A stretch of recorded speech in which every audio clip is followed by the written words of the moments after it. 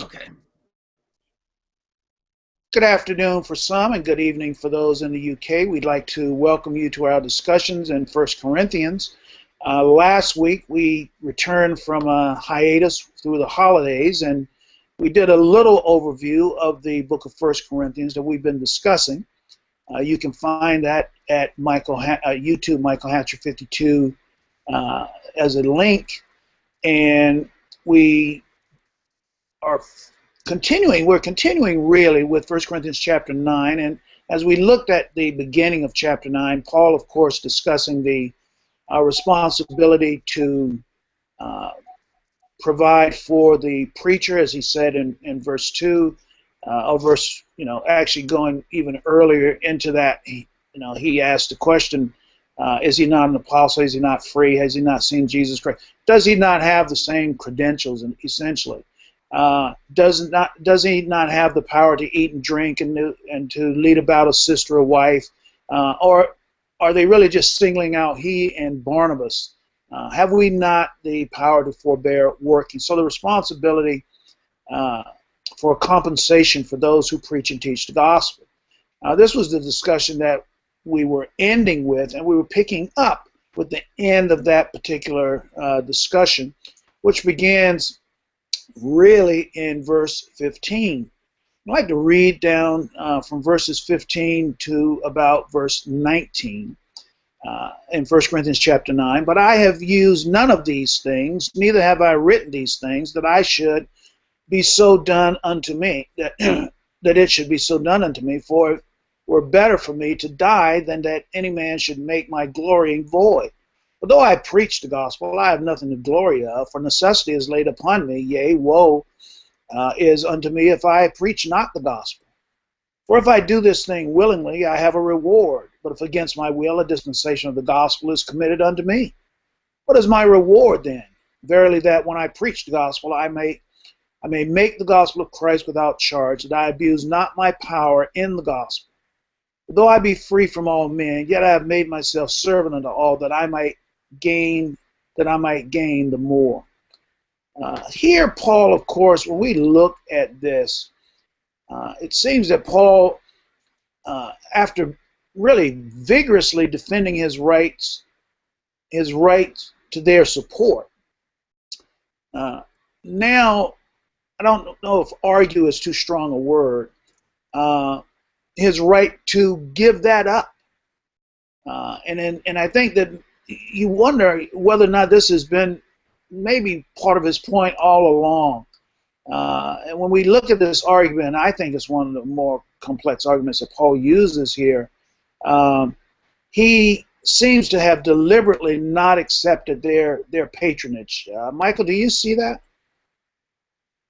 Oh, absolutely. He had the right to take a salary, if you will, payment from the Corinthians. He made the decision based upon his own situation not to do so. But he also says he might have made a mistake in that and not taking it later on. So while we might have the right to do something, we also have the right not to do something at the same thing. Um, he had the authorization from God to take salary from them, Mm-hmm. but it wasn't a mandatory authorization. I think a lot of people, and this kind of off the subject a little bit, but when you're dealing with Bible authority, uh, some people seem to think you have to have authority for something. And if you have to have authority, that means you must do it. Mm-hmm. But that's not the case. There's certain things that God authorizes that you must do, but then there's authorization that is optional, Mm-hmm. that you can do it. That's the case here with Paul. He could, or he didn't have to. And it seems that there's nothing more. It seems that through this particular portion of there seems to be nothing more important to Paul than the fact that he offers the gospel. I'll use this term free of charge. his decision to preach free of charge. And of course, this would entail significant sacrifice on Paul's part because it meant that he would have to support himself.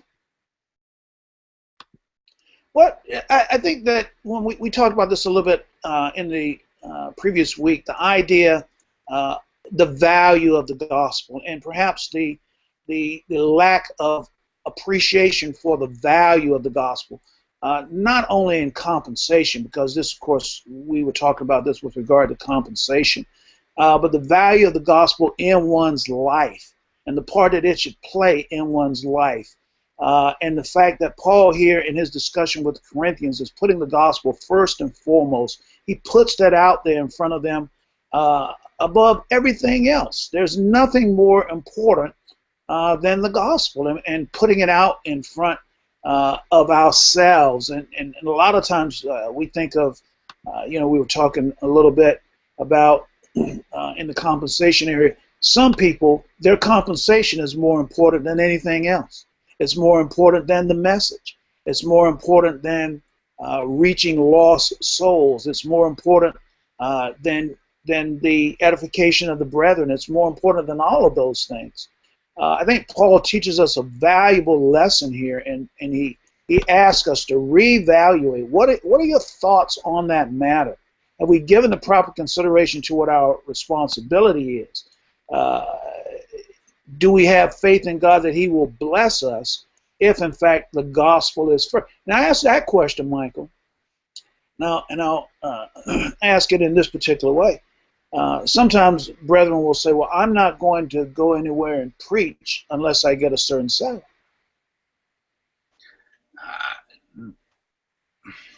Each individual is different. Mm-hmm. Some people, you're right, they are more interested in the money than they are the preaching. Others, that's not the case.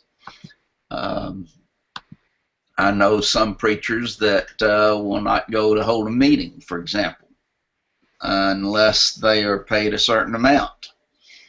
Would it be paid a certain amount, or they must be paid? Is that? Go ahead, continue with that. Well, I know some who they require a certain amount of money before they will come.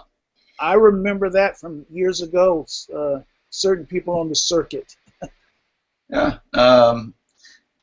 While others, they're going to come whether you pay them or not. Money isn't an issue. So you've got both aspects. It's going to be an individual situation. Now then, those who, and I know that, for example, one preacher, and he was a great preacher, but when they handed him a check at the end of the meeting, he then called the elders together and raked them over the coals for not paying him enough. Well,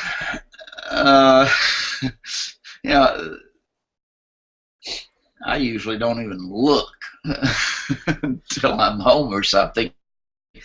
But that's when money becomes too important. And the gospel takes a back seat to money, as you were talking about. But that's going to be on an individual basis. I mean, each individual is different. Some it's going to be that way, others it's not. Mm-hmm. Now, do you think that carries a negative connotation with it?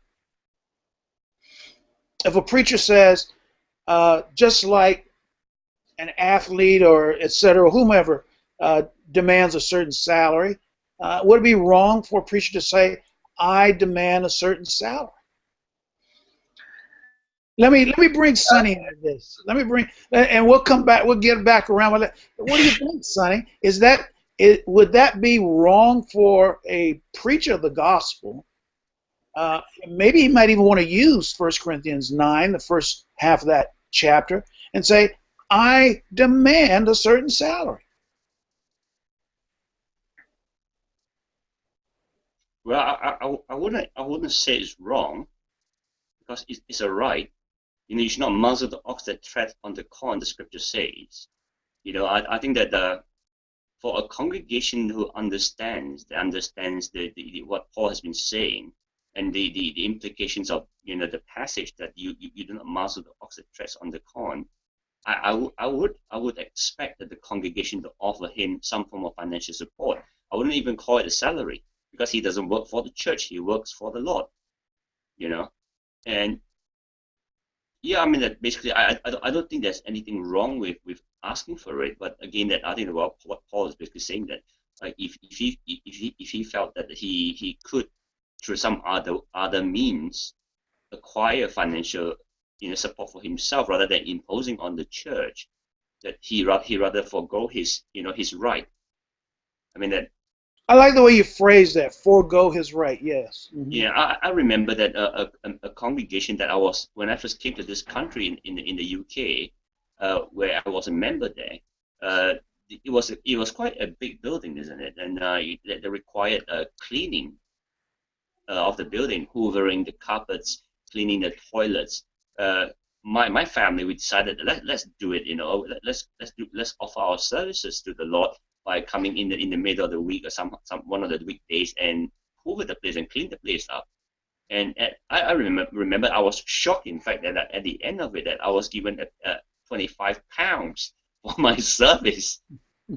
I thought that I was, brethren should be doing that voluntarily. I mean, with sincerity from the heart, as to the Lord, and not be expecting payments. But the brethren said, "Oh no, we expect to pay you." So I mean that it's not in my mentality to ask for payments. I was invited to a congregation to preach, and at the end of it, the congregation gave me some money as well. I thought, what was that? I thought I came here for free. I didn't expect payments, and I was given money, and I put it back in the collection. I said, no, I'm not taking it. No, I mean that basically for me is that I don't think I've been brought up in the church to think like that. That if I do a service to God, I expect payments.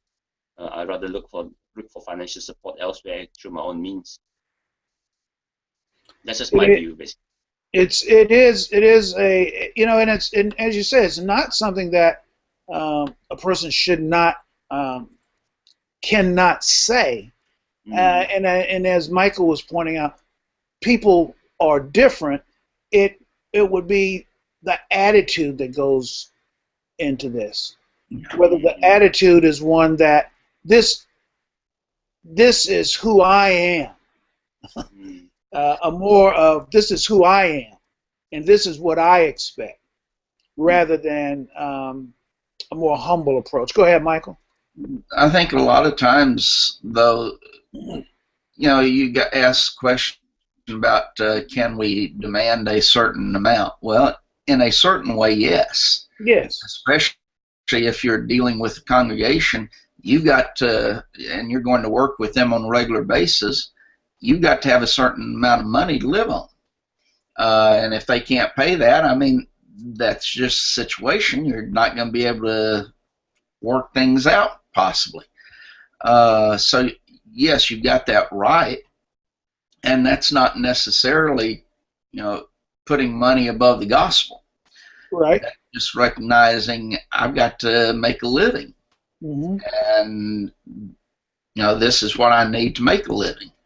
And in many instances, you have congregations, especially now, in many places, can only afford so much. Yeah. I've gone on mission meetings in my mind, and that's kind of what Sonny was saying along the same line, in which I was not expecting any money, and they come up and give me some money at the end, and I argue with them. That, no, I don't want this. You take it back, and they've argued back with me sometimes, and forced me to take it, and upon good reasoning in relationship to that. Well, you don't want to seem ungracious. Well, that's part of it. Some of it was, it's new congregation. They're trying to teach people, and part of that teaching is that you pay for things that liken to that, and don't expect people to come for free. So it was a part of teaching the congregation, and I understood that. But it really gets down to the heart of the individual, and that's something that you can really never know, unless, of course, they reveal it or say something. But a lot of times, that's what it boils down to. You just don't know. But sometimes, yes, as you said, sometimes you can tell because of the attitude of the person and the way that they make that comment or that statement. Paul, of course, is this is something really, if I do this willingly, I have a reward. What is my reward? Verily, that when I preach the gospel, I may make the gospel of Christ without charge, that I abuse not my power in the gospel. And in his statement in verse 19, it sort of as it transitions over into verse 20, though I be free from all men, I have made myself servant to all. I think that's an attitude that we certainly should have, an understanding of where our relationship to the gospel is. We are servants to all men for their benefit, and it is the benefit that they gain through the gospel, so that we become vessels in that particular sense. Now, as he goes down a little bit, this I want to just touch on this point also. This is one we've heard people with various ideas about this. And to the Jews I became a Jew, that I might gain the Jews. To them that are under the law, as under the law, that I might gain them that are under the law.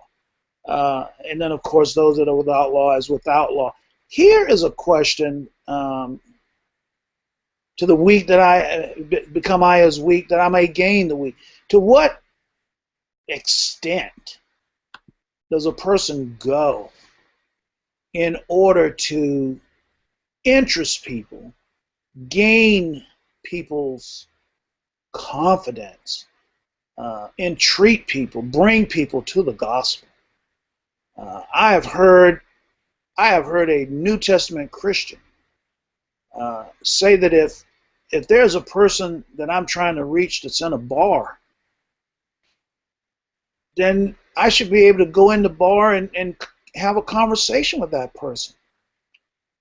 Now, I may not have drinks with that person, but I should at least be able to go in the bar and sit down and talk with him in an environment where he's more comfortable. Is that a valid argument, Michael? I would say, why go into the bar? Why not ask him to come someplace else? I recognize the statement and the idea, but there's more than just that needs to be considered. There's examples, an influence that you're going to have on others and on that individual. If you go into that location likened to that, then isn't that going to say to the person, even if you don't drink the alcohol, for example, that it's all right to frequent these type of places? It does say that it's all right. And anyone else who should see you go in would also question the same way. So there's more than just, I feel like I have the right to go talk to him. Well, get him to leave that location and come talk to you then. Or talk to him at some other time, some other location. Notwithstanding the state of mind that person may have while you're talking with them in the bar. Yeah, that would be another aspect of it. Well, Johnny, to add to what Michael has said, the guy who must drink at the bar must also eat. You can take him out of the bar to a restaurant and feed him and talk the gospel to him. Isn't it? Well, the thing that's so odd about this is that we actually here in the state, we mentioned this, I think, I'm pretty sure we mentioned this once before. We actually have a group that call themselves the Church of Christ that have engaged in the oversight of something very similar to this in Texas, I believe. It's called the Bar Church, and it is a congregation. I can't remember. Is it South Hill or something, Michael? It's out in Abilene. I don't remember the specific congregation. I think it's South Hill or Southwest. I can't remember the name of the congregation that now oversees a work called the Bar Church, where they actually, in a bar, in my way of thinking, it's a farce in every way. To think that you can actually have a worship service there. They allow secular music. It's like trying to hold this worship services in a bar. It's really blasphemous in every way to me. But they also allow the alcoholic drinks. Absolutely. And this place, as I understand it, is overflowing. Going back to something that Michael had said earlier, this is or at least implied and insinuated, this is a clear compromise of the gospel. It shows that we actually think less of the gospel than we do the souls of the people we're trying to reach. You have these people, many people, and their thoughts are love and compassion and whatever it takes and whatever we need to do. Almost goes back to that point you were making earlier, Sonny, about, this person in the past, they had done so much in the past. And I've heard that argument when we were in the process of a withdrawal of fellowship. Someone said, well, that person has done so much for the church here years ago. We have to renew our minds daily. We have to each day be accountable for our life in Christ. And it doesn't matter what we did yesterday. Paul makes this argument in the Philippian letter. Whatever things were in his past, he put those things behind him. He continues to move forward. The Christian, in the same way, we must move forward. Each day is a new day and an accountable day.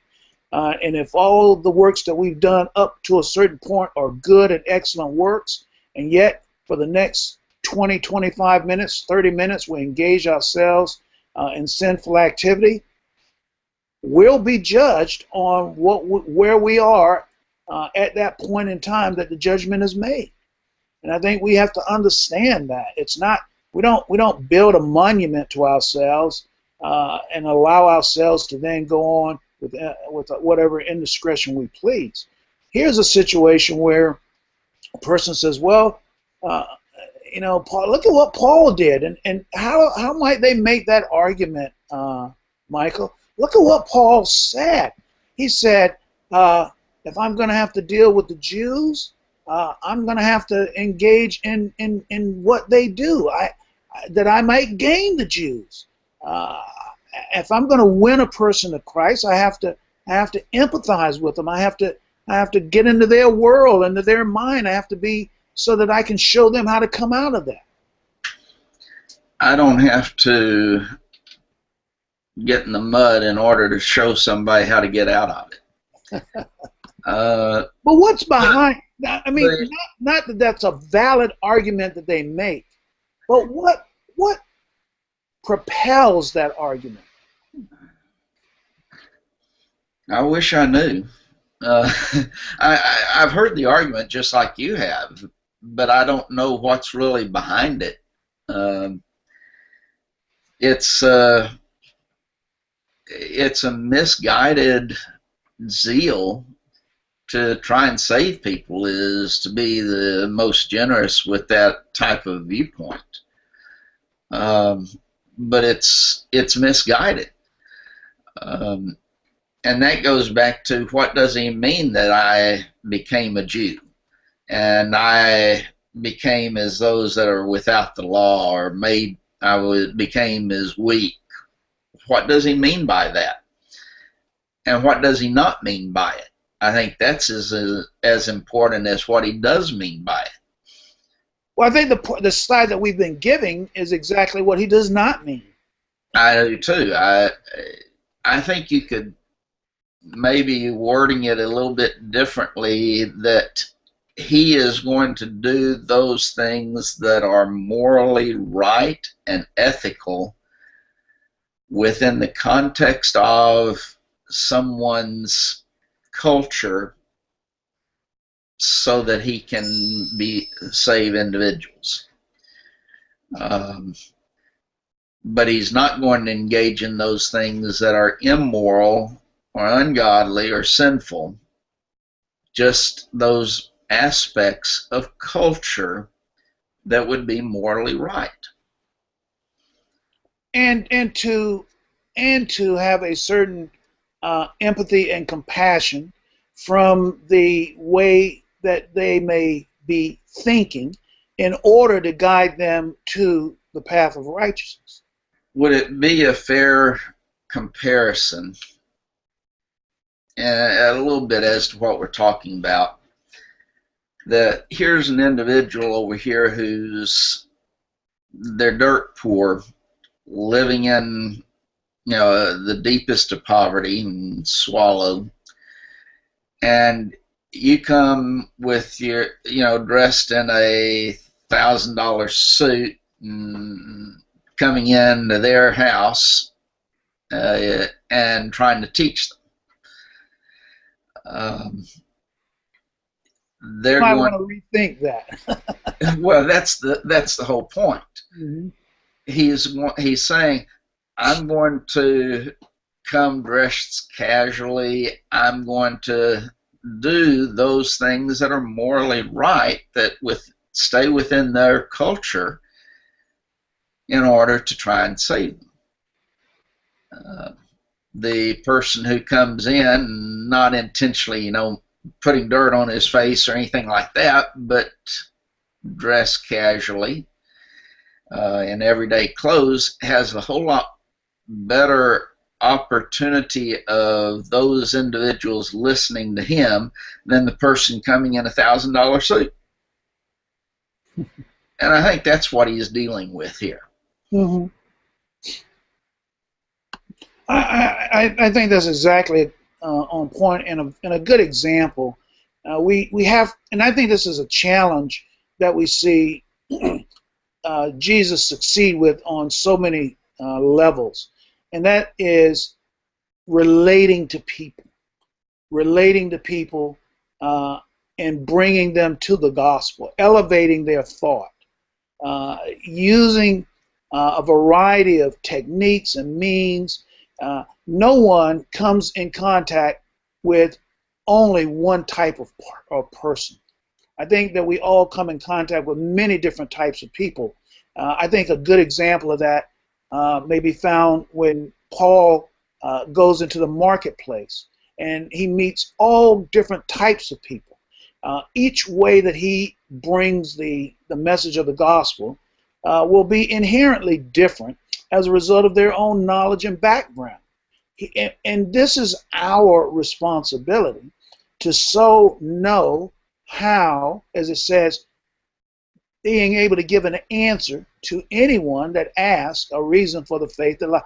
We have to have a broad enough knowledge of the gospel that we can utilize it in ways that relate to all people, whether it's the college professor or the person who works on a farm. I'll use Iowa. I don't want anybody from Iowa calling me.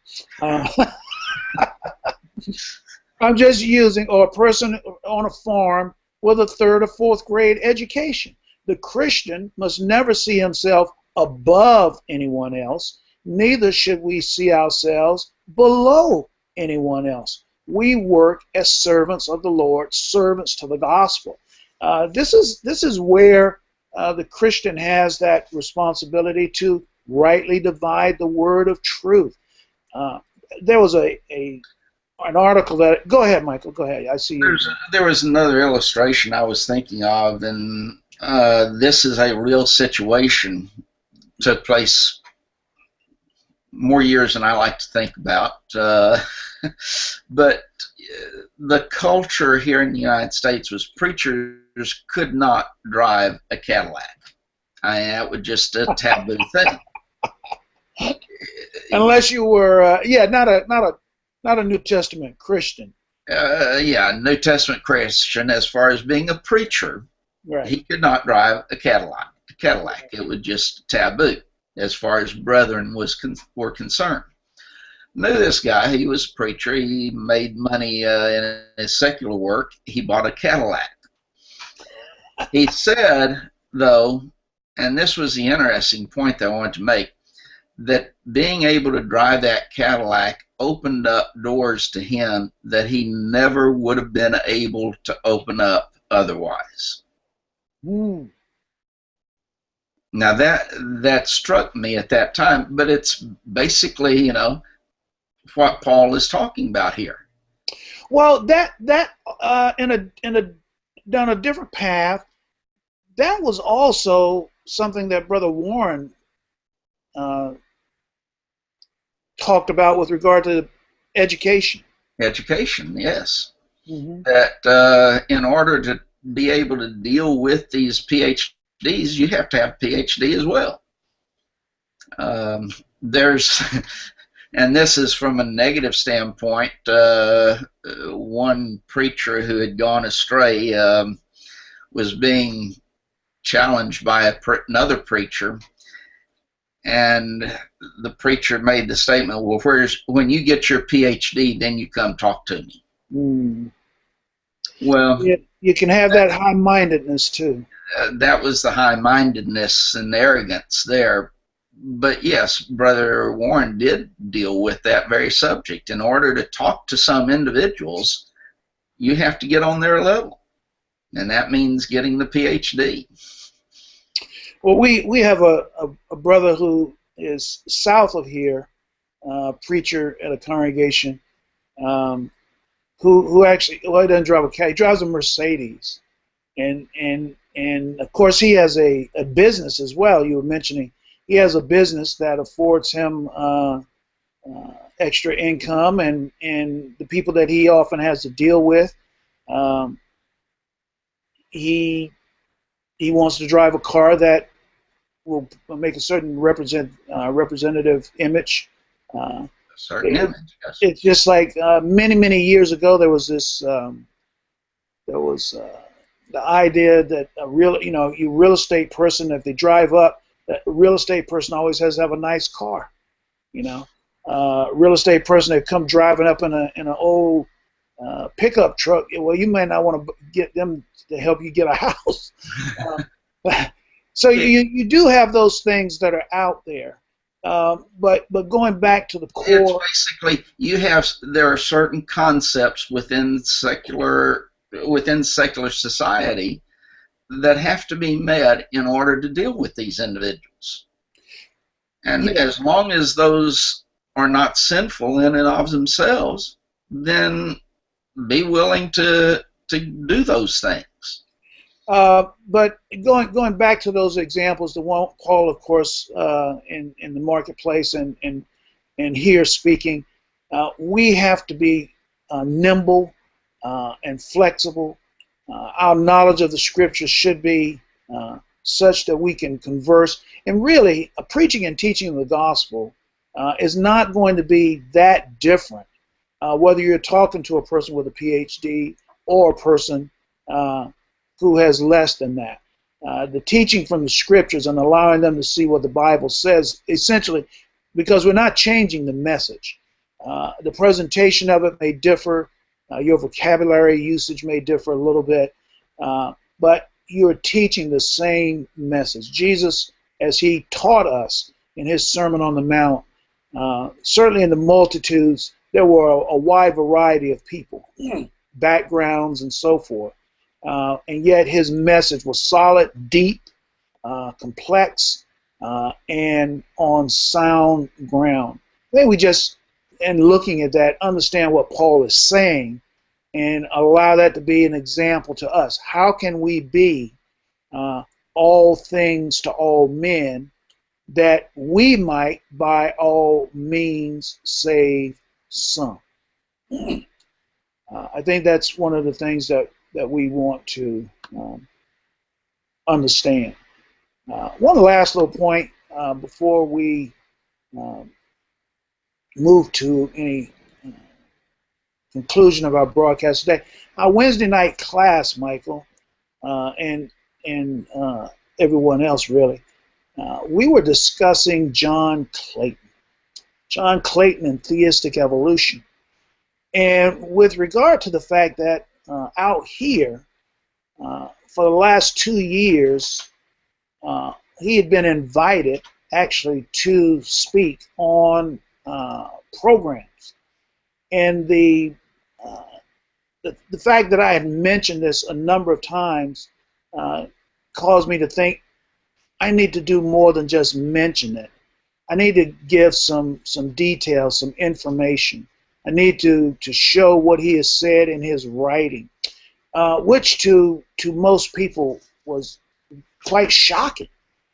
His views on so many things, and then as we finished looking at his statements, we came back around to the fact that here's a person who, having made these comments many years ago, going late 60s, early in the 70s, at least since the 70s.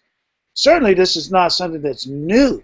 This is not someone who just last week had a change in view doctrinal positions, and yet still having been invited on a program, of course, the Tahoe Family Encampment, with people from Sunset, with people from Woodward Park and Fresno, and that congregations in the area still had people go to these events, and congregations still invite people who went to those events into their congregations to preach and teach. It's simply amazing that they could do such. But we wanted to lay that out for the congregation to see. What is it that this man has said? You know, I didn't want it to be, well, Johnny's always bad mouthing John Clayton, but I don't hear any details as to why. I wanted to lay those details out there so people could see, and then we asked the question: how could anyone of sound gospel principles have any fellowship with him, be on the program with him? Freed Hardeman University sends people out there to speak at Tahoe. They have a bookstore out there at the Tahoe encampment. They do recruiting at the Tahoe encampment. You wonder, do they no longer care what a man preaches and teaches?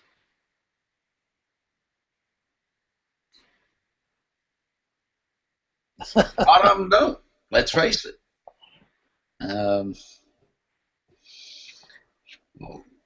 Some don't know, maybe, but after 30, 40 years, why don't they?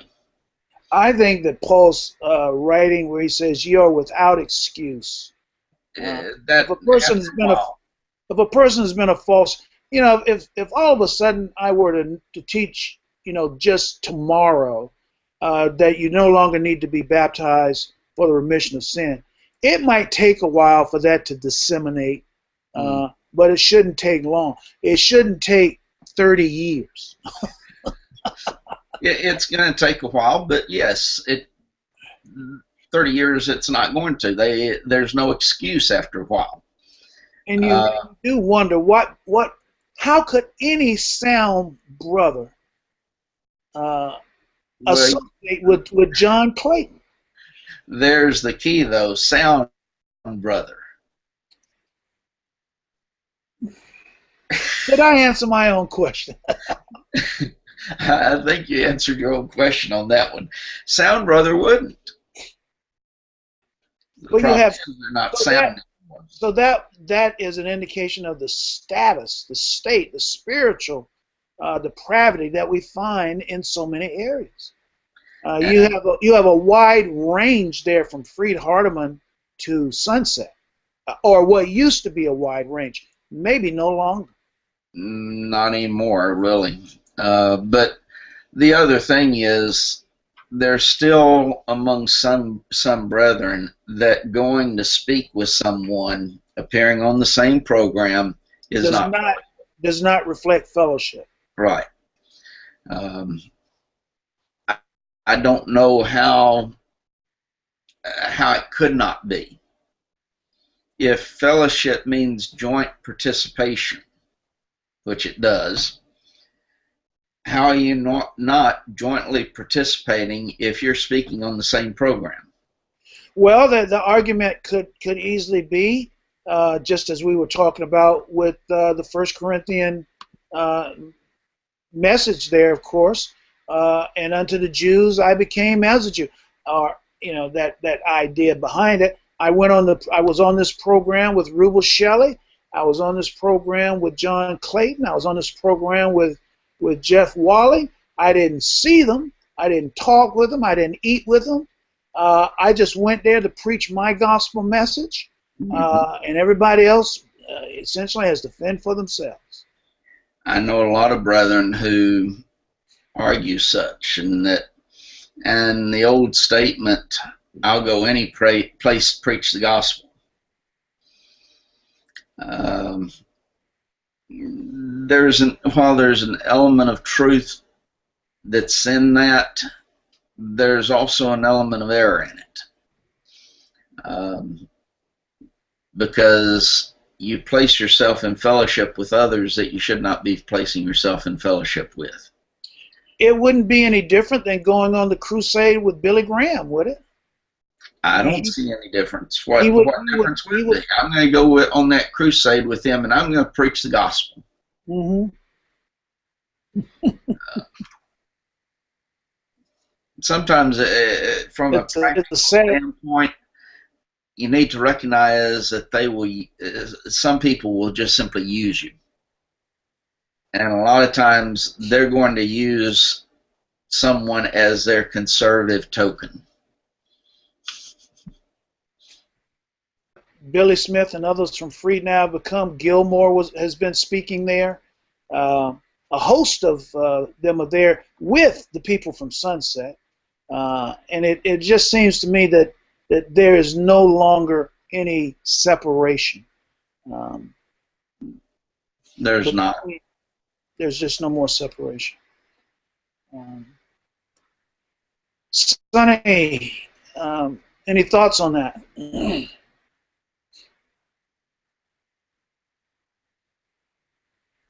Yeah, I think it's a sad state of affairs as far as the churches are concerned.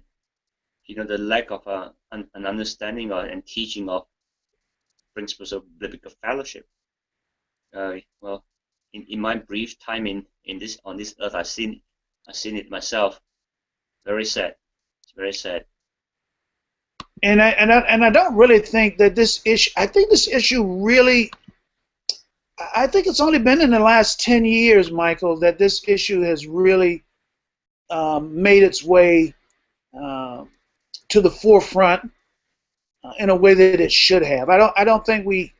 Maybe am I incorrect on that? I don't think I know that there was the little fellowship. I know Rubel and his ideas, but I think the situation as it developed with Dave Miller really highlighted the importance for more and more brethren to focus on and address the issue of fellowship. I think it did. Let me go back to maybe a little over half a century ago.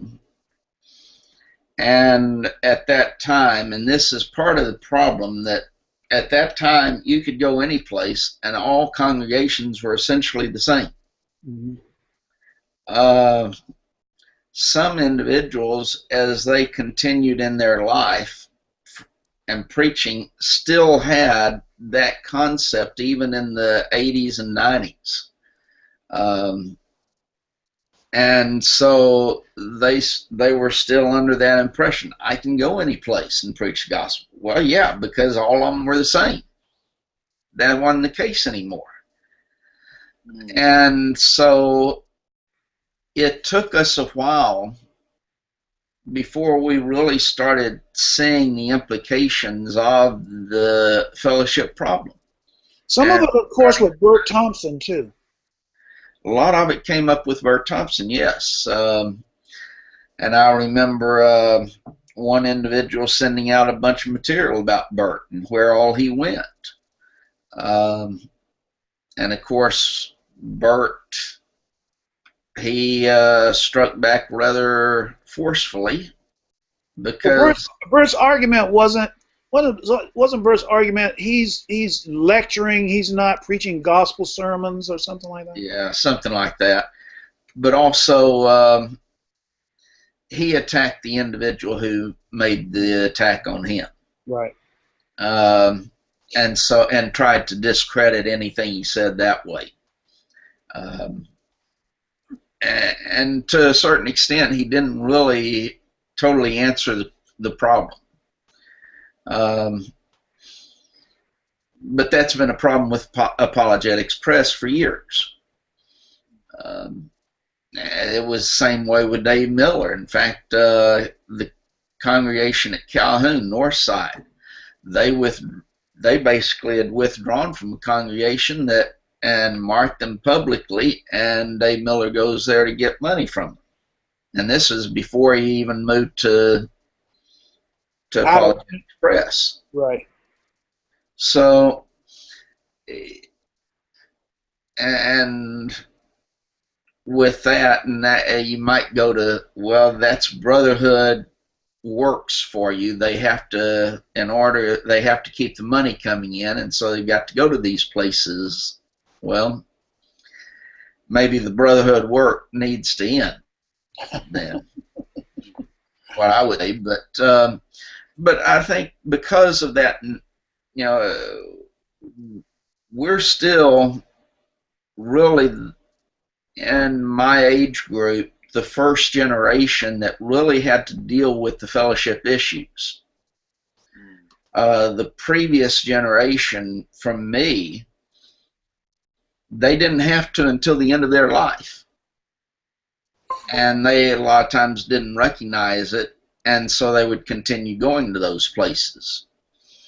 But with my generation, I would say we're the ones that really were the first ones who had to deal with it. And so there's been a feeling out process and studying and also trying to recognize these congregations that are going astray. And when you do that, there's a lot of difficulty because apostasy doesn't happen overnight. One day they're sound and the next day they're not. Right.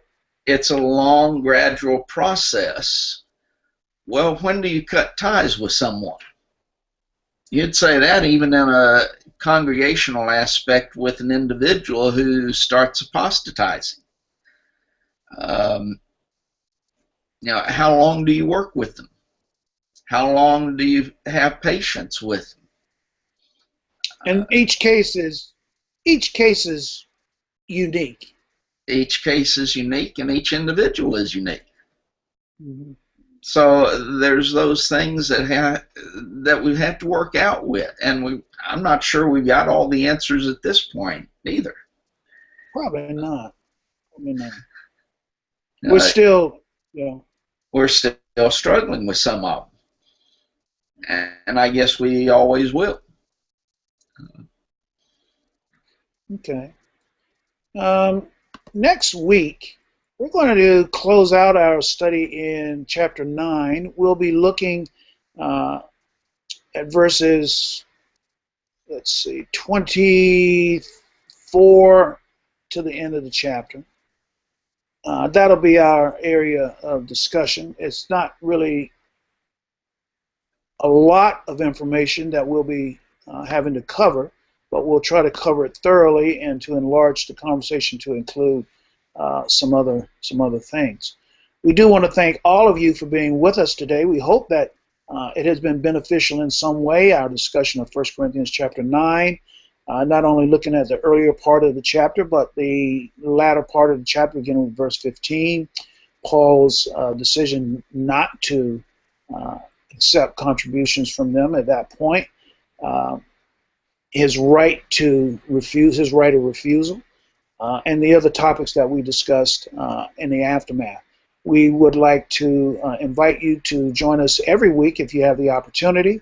We want to thank all of our guests who are here with us today, Brian and Sonny and Dave and Michael and Paul and every one of you who might be watching on the internet. Thank you so much for being with us. We hope to see you again next week.